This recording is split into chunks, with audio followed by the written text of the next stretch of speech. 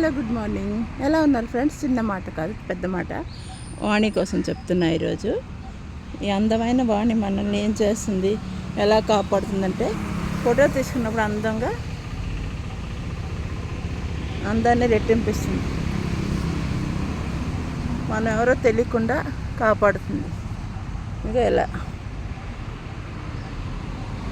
ఇంకా ఈ వాణి సనాతన ధర్మాన్ని రక్షిస్తుంది. ఎలా? మనం గుడికి వెళ్ళేటప్పుడు ధర్మాన్ని కాపాడుతుంది. గుడికి వెళ్ళేటప్పుడు, దేవుడికి మొక్కేటప్పుడు మనం ఇలా ముసుగేసుకొని మొక్కుతాం కదా, మన ధర్మాన్ని కాపాడుతుంది. అలాగే మనల్ని ఎంతో మర్యాదనిస్తుంది. ఈ వాణి వల్ల మనకు ఎంతో మర్యాద దొరుకుతుంది, ఎంతో వాల్యూ దొరుకుతుంది కదా.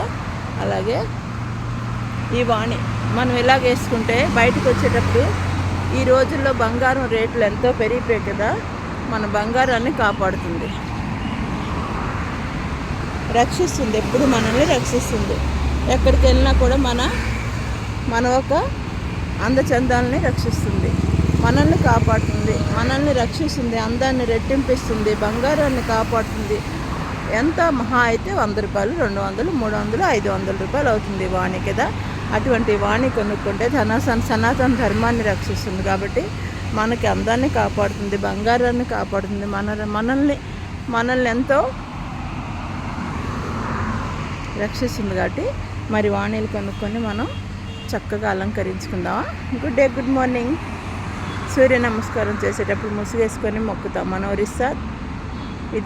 ఒరిస్సా వాళ్ళ ఒక నియమం ఇది.